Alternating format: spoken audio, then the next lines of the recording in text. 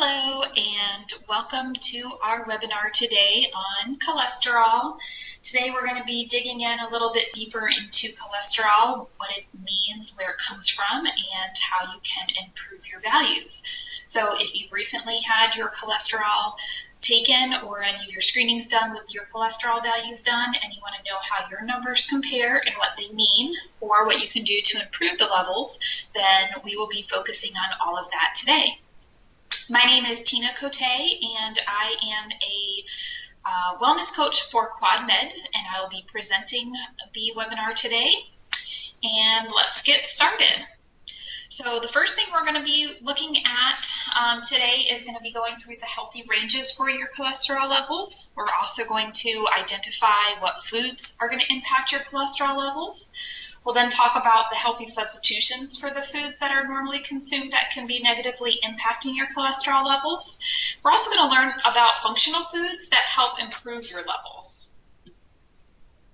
So let's begin with the basics. So cholesterol comes from two sources. It is found from your body as well as food that you consume. So our bodies actually make and produce cholesterol. We actually do need some cholesterol in our body, so that's why our body does produce it. And then animal foods that you eat can also contribute to your cholesterol levels. There are some plant foods, but mostly it's going to come from animal sources. So the blood cholesterol that's measured by your healthcare provider is through a blood sample, and it's reflective of both of these sources. So what we're going to look at is the desired ranges for each of your cholesterol levels. Total cholesterol is usually always measured, and the desired level is less than 200. Now your LDL cholesterol, which is your bad cholesterol, for those that have no additional risk factors, and we'll talk about what that means in a second, you want less than 130. And if you do have some additional risk factors, then you're looking for less than 100. Now your HDL cholesterol, which is your good cholesterol, for women we want that greater than 50, and for men we want that greater than 40. So when we're talking about those additional risk factors, this is what we're talking about. If you're a smoker, if you have diabetes, if you have high blood pressure, if you have a personal history of heart disease, or you have a family history of heart disease in any males that are younger than 55 years old, or any females under 65 years old, that increases your risk. If you're obese or if you have a low HDL. So let's talk a little bit about LDL. Now, we talked that there is LDL and HDL, and the way to remember those two is going to be L is your bad cholesterol. Remember, L is for lousy. So think of L for lousy and L for low. So we want low, lousy cholesterol. So your LDL is going to harm your arteries by increasing the plaque buildup in those arteries, thereby restricting the blood flow through them. So you can look at this slide here, and the top, when you see that nice clean artery there, there's no plaque buildup. The blood flow is going to flow freely through here. There's going to be a very low risk of heart disease. Now, your partially blocked artery, which is that middle one, is you can see a narrowing of that artery by the atherosclerosis, which is the plaque building up. And that plaque is coming from your LDL or your bad cholesterol. Now, a blocked artery, that last one down at the bottom there, is due to plaque buildup in the lining, and it does increase your risk for heart disease and stroke. So how does HDL help clear your artery? Well, the way that I kind of describe your HDL, and the way to remember H is for healthy. So H is for healthy, H is also for high, so we want high healthy cholesterol. The way to kind of think about your HDL is I relate them to like your garbage trucks of your arteries. So they kind of come through and help clean up the bad stuff or clean up the LDLs. So the more HDLs you have, the more garbage trucks you have to come through and help clean up the bad stuff. So your LDL is going to stick to the artery walls, leading to plaque formation, and your HDL is going to help carry those LDL away from the artery walls. It gets it to the liver to help transport it onto the body, get rid of it. Now, your triglycerides is another value that's measured, and this may also be on your lab report or your screening result. Triglyceride is a form of fat that's made in your body, and when you eat, your body converts any calories it doesn't need to use right away into triglycerides. So any excess calories that you're not utilizing and burning off, it's going to go right into that triglyceride. Now, high triglycerides can be due to being overweight or obese, physical inactivity, smoking, excess alcohol consumption, or a diet very high in carbohydrates. So even though triglycerides is a form of fat in the body, your carbs are actually going to affect it more so than anything. Now, high triglycerides are linked to heart disease, metabolic syndrome, and prediabetes. And your goal for triglycerides is going to be less than 150. So let's talk a little bit about nutrition interventions and what foods are going to affect your cholesterol levels. So how are we going to lower your LDL or your bad cholesterol? Well, you want to reduce how much saturated fat you eat, how much trans fat you eat, and how much cholesterol you eat. You want to replace with healthy fat, and you want to include functional foods into your daily choices. So let's dig into those a little bit more. So your food types that we're going to dig into is the saturated fat first. You want to limit that from 15 to 20 grams a day, so no more than 20 grams. That's going to be that higher upper limit there. Saturated fat is going to come from fatty animal sources. Think about your red meat sources. That's typically going to be high in saturated fat. It is solid at room temperature, so think about your butter, your stick margarine, bacon grease, that sort of thing.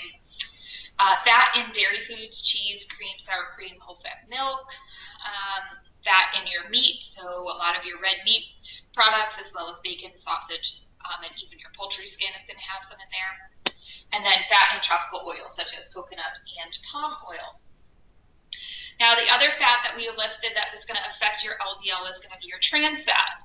Now, the limit here is 0 to 2 grams per day. However, I do recommend that you get no trans fat in your diet. There actually is no upper safe limit, so you want to try and get rid of all trans fat in your diet as much as you possibly can. Trans fat is also listed as partially hydrogenated fat or partially hydrogenated oil in your ingredient list. And we're going to talk a little bit about trans fat on your food labels here in a second as well. But trans fat is typically going to be found in your random processed foods, a lot of your breaded foods, bakery and snacks, chips, crackers, candies, cookies, brownies, those types of things. So you really want to reduce your unhealthy fats to reduce your LDL cholesterol. That's going to be really the key factor there. Well, so how do you know how much fat you're consuming or how much fat is in your food? The big thing you're going to have to do is really start to become kind of an investigator of your food. So you really want to investigate the facts. And the best way to start is going to be looking at nutrition facts on that nutrition label on all of your foods. So read the food labels for all of your packaged foods, kind of compare them. I recommend that you go home and look into your pantry and start looking at food labels to get an idea what has saturated fat, what doesn't, what are the levels. Really start to kind of learn more about what's in your food. That's really what's going to help you create a much healthier diet once you know what's in your foods and what you want to try and avoid. You can look up restaurant foods online on your phone if you're sitting at the restaurant. There's a lot of great apps that have food journals that you can do online that are free. Restaurants, a lot of times chain restaurants also have brochures or nutrition pamphlets that you can take, kind of create a folder at home. The more you can research, the more you can look up, the more you can learn about what's in your food. That's really what's going to help you long term in trying to reduce the amount of saturated fat and trans fat that's in your diet and overall just eating healthier. So what we're going to look at is some lower saturated fat substitutes. So again, you want to limit your saturated fat to 15 to 20 grams per day. And here are a couple items that you can see that have a little bit lower of the saturated fat. So your light tub margarine has only 1 gram of saturated fat in comparison to like your stick butter. That's going to have, I think, like 7 grams of saturated fat per tablespoon. So a big difference there. Your reduced fat or 2% cheddar cheese, your saturated fat content there is 4 grams. Typically in a regular full-fat cheese or cheddar, you're looking, again, probably about 8 or 9 grams of saturated fat. Your skim milk, again, pretty high. Skim milk has no saturated fat compared to your whole milk, which is going to be relatively high. And then your slow-churned ice cream, which has only 2 grams of saturated fat, versus your full-fat ice cream, which is going to be around 10 grams. So there's a lot of ways to really start comparing labels and looking and seeing what has lower saturated fat content. Where can you kind of pick and choose to cut some things down or change some things to the lighter varieties to help really lower that saturated fat content. Now, your third area that is going to affect your cholesterol is dietary cholesterol. Now, this is not going to affect your cholesterol as much as your LDL or your trans fat. So I would say first start by looking at your trans fat, then start by looking at your saturated fat. Once you've gotten those to the levels that you want them, to that 15 to 20 grams in terms of saturated and no trans fat, then you can start looking at the dietary cholesterol. This would be kind of low on the range of what you really want to pay attention to, because it's not going to affect your cholesterol as much. But your total dietary cholesterol really you should limit to less than 200 milligrams per day. Now, when you get rid of a lot of your saturated fat, which comes from your animal sources, you're going to be getting rid of a lot of cholesterol that naturally is found in your animal foods. So cholesterol is found in all foods of animal origin, but it is higher than usual in your organ meats, such as liver, heart, or brain, egg yolks, shrimp, and meat, and high-fat dairy. So those are going to be the things that you're going to be paying attention to most when it comes to cholesterol. Now, again, when we're looking at the organ meats, the egg yolks, and the high-fat dairy, those are also going to have a lot of saturated fat. So again, once you get rid of the saturated fat, you're really not going to have to worry too much about the cholesterol, because it's going to kind of self-correct with that. Now, there are some food types that are going to improve your LDL cholesterol. So we don't want to just take away foods, but we also want to include some foods. Now, your unsaturated fats are the fats that are fully liquid at room temperature. So think things like oils, olive oil, canola, corn, sunflower, peanut oil. Those are going to be your unsaturated fats. Foods that contain healthy oils like nuts, seeds, nut butters, avocados, and oil-based salad dressings. Soft spreads that contain oils like your pomace and your margarines. Those are going to have some unsaturated fats there as well. And then the healthiest of all is going to be your fats in your oily fish, salmon, tuna, trout, mackerel, herring. Those are going to be your omega-3s. Very healthy, very good for you, very beneficial when it comes to helping lower that LDL cholesterol. Now, lowering your triglycerides, a couple things. Again, once you've worked at trying to lower your LDL through lowering the saturated fat, lowering the trans fat, including your unsaturated fats, looking at lowering your triglycerides, a couple things that you want to focus on is eating at least 2 servings of fish a week. Again, we just talked about those healthy omega-3s. So your salmon, your mackerel, lake trout, herring, sardines, those are all going to be very good additions to the diet, at least 2 servings per week. High fiber foods are going to be very beneficial. That fiber really going to help in terms of bringing that cholesterol down, as well as helping those triglycerides come down. As usual, eating a variety of fruits and veggies, always a good thing, always going to be helpful in terms of your cholesterol values, but also your triglycerides. And then really paying attention to your sodium, your sugar, and your alcohol, which again, going to help lower those triglycerides, but also going to help with your overall cholesterol and that LDL cholesterol. So everything kind of comes together when it comes to diet. All of these things tend to affect each of the areas and not just focused on one of the areas of cholesterol. So quick chart here on some things you can do to replace your unhealthy fats with some healthier options, just to give you kind of an idea. Certainly, if you need a little bit more help or guidance when it comes to making better choices, I would recommend hooking up with your wellness coach, and I'll give you some information at the end on how you can do that. Now, your unhealthy fat choice, if you tend to use a lot of butter, olive oil is going to be a better option, especially if you're doing any kind of sauteing. That certainly is going to be a better option for you. You're going to get those unsaturated fats in your olive oil, and you're getting rid of any of those saturated fats that come with the butter. Cheese or Alfredo sauces, trying to replace that more with a marinara sauce. Your red meat, let's go more with the skinless chicken or turkey, or you can even substitute with beans. If you do cream in your coffee, switching to an almond milk or a soy milk. eggs. You can do egg whites, egg substitutes such as your egg beaters, ice cream, frozen yogurt. There's tofutti actually, you can do as well. Certainly you could do the slow churned for a better option, but an even better one is going to be that frozen yogurt. Whole milk, really reducing to that skim or 1% milk. If you can't go from whole down to skim, it's a big jump. It's a big difference in taste. What I always recommend to my clients is trying to get whole milk, get 2%, mix the two together, kind of do it step down 0.5% at a time. Once you get used to the 2%, mix 2% and 1%. Now you've got basically 1.5%. Get used to that taste, and then from that go to 1%, from 1%. Mix that with skim, and then you can kind of step down into that skim. You can kind of take that process as long as you need to adjust to the taste. You can also, if you like kind of the thicker whole milk and the skim is just too thin, trying the almond milk or the soy milk. Those are typically going to be lower in saturated fat, but they do have a little creamier mouthfeel for you. Sour cream, plain non-fat yogurt. The Greek yogurt is a really great substitution for your sour cream. It's got a little bit more of that tart taste like a sour cream does. And you can replace it in things like dips in place of sour cream. And it's going to give you a lot more protein in there as well. So that's always a great option. Cream cheese-based dips, you can use avocado or hummus. Avocado is a great, healthy, unsaturated fat, and you can really use that in place. I use that in place sometimes in place of mayonnaise as well, so it's a good option. Instead of your chips and crackers, moving more towards your nuts and your seeds, again, getting that healthy, unsaturated fat and getting rid of the unhealthy saturated fat.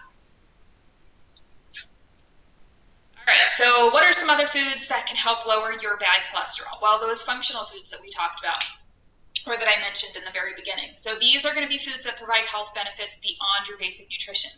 So there are 4 functional foods with the greatest scientific support for lowering your bad cholesterol. That's going to be plant sterols, it's going to be your viscous soluble fiber, it's going to be soy protein, and it's going to be your tree nuts. So there is a possible cumulative effect of all of these functional foods of about 31% in LDL reduction.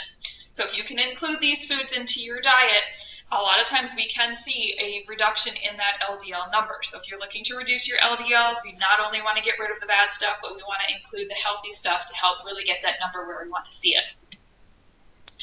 So let's dig in a little bit more to each of these. So your plant sterols, if you've not heard of these before, these are food properties from natural plant extracts. They're found in vegetables, nuts, and seeds. They are now concentrated and added to food products. So things like your Promise, I think Benecol, Smart Balance, those are a few of the items. They're butters with the sterols added to them. So what they do is they lower cholesterol by interfering with cholesterol absorption in the small intestine. So your body is not going to absorb the cholesterol that it's manufacturing, and you just get rid of it, and therefore it's not going to affect your overall cholesterol levels. So you can see a few of the products here. There's more and more products coming on the market that do have the plant sterols concentrated and added to them. So this is certainly something, if you've not tried before, certainly something that you can try and see if it will help lower those LDLs. And again, in terms of like your Smart Balance and your Promise, you can replace that. You can replace your butter with that. So kind of bang for your buck, you get less of the saturated fat, but you're also increasing those plant sterols. Now your viscous soluble fiber, so this is fiber that thickens and forms a gel when it's mixed with fluid. Most of us probably recognize the Metamucil. If you've ever taken Metamucil before, you mix it with water. If you don't drink it right away, or if you don't put it with enough water, it gets kind of that gel consistency, not very pleasant tasting, but it does have a cholesterol lowering effect in the intestinal tract. So what happens is it binds with your liver bile acids, and the liver regenerates new bile acid from cholesterol out of the bloodstream.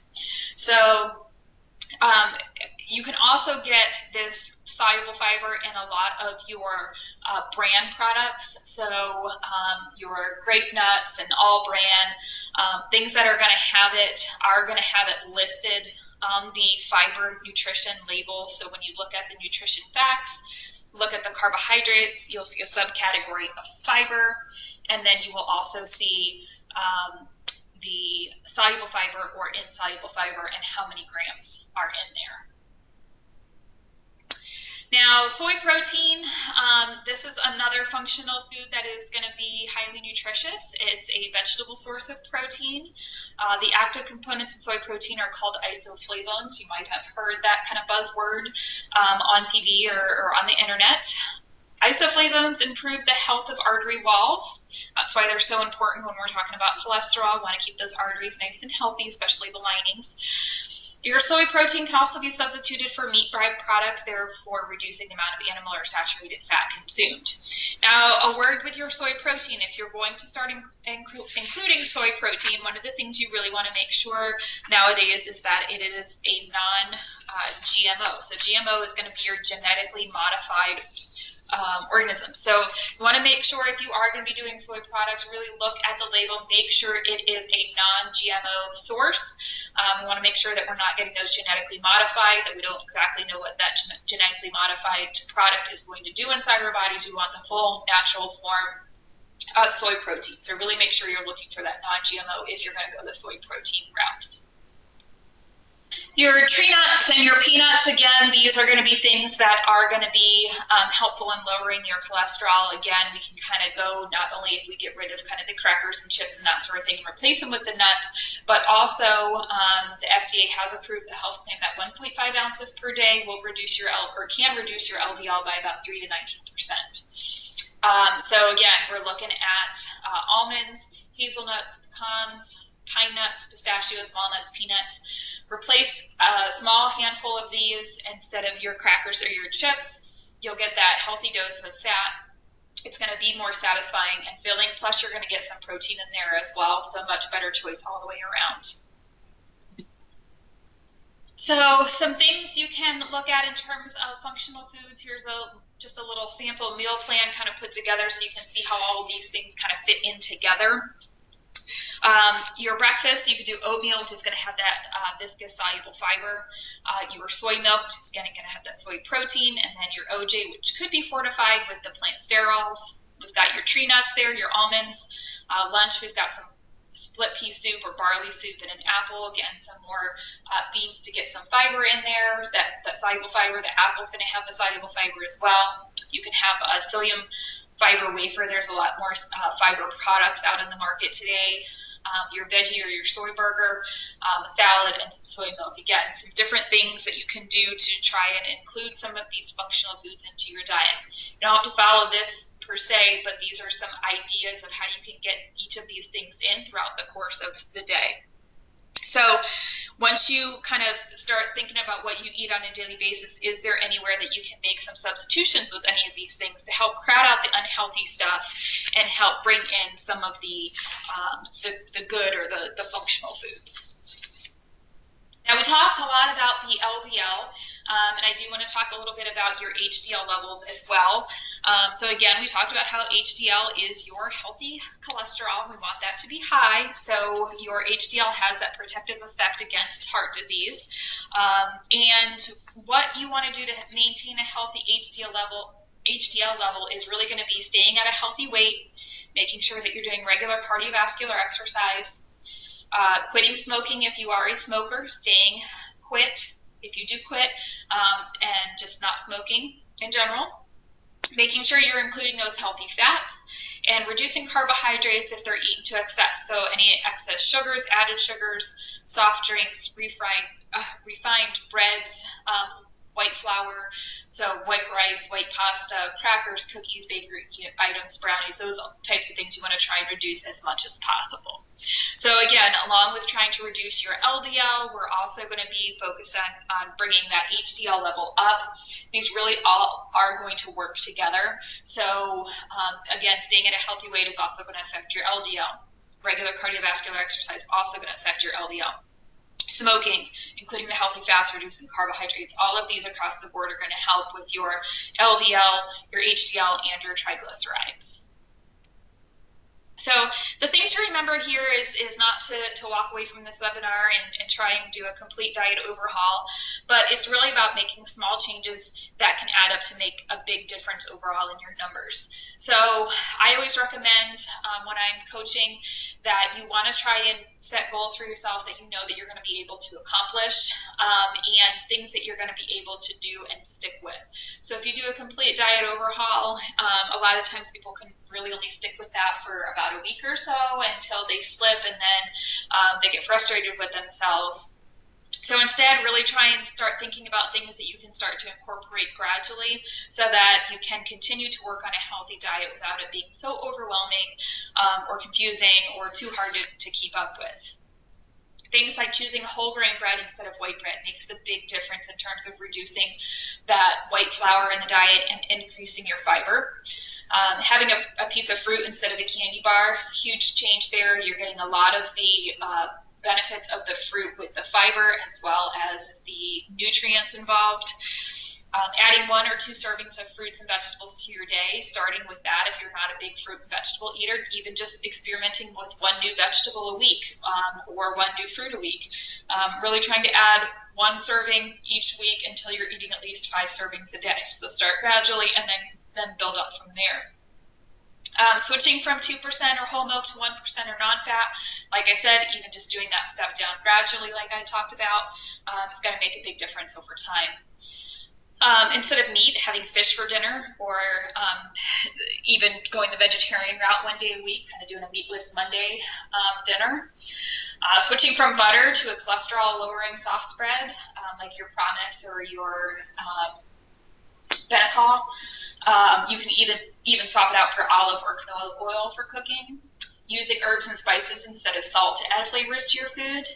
And modifying your recipes so that they have less fat and calories but still taste good. So swapping out some of either the milk or the butter and trying to add in some more healthy, flavorful items that can help improve the healthiness of the recipe, but it's still going to be something that you enjoy. So again, these small changes can really make a huge difference and help in the long run in terms of trying to create a diet that you're willing to stick with. So in summary, what I hope you have taken away from this session today is really where your levels should be, and also some things that you can start thinking about to try and make some changes when it comes to your overall cholesterol. And in terms of the nutrition interventions, the things I want you to remember is to reduce your saturated fat, trans fat, and cholesterol that you eat, replace with your healthy fat, include your functional foods into your daily food choices. Again, if you need more guidance or have additional questions, please reach out to our QuadMed staff to assist you in developing an eating plan or coaching. You can call 414-566-8140 if you are in Wisconsin, or you can call 855-717-4688. Thanks and have a great day.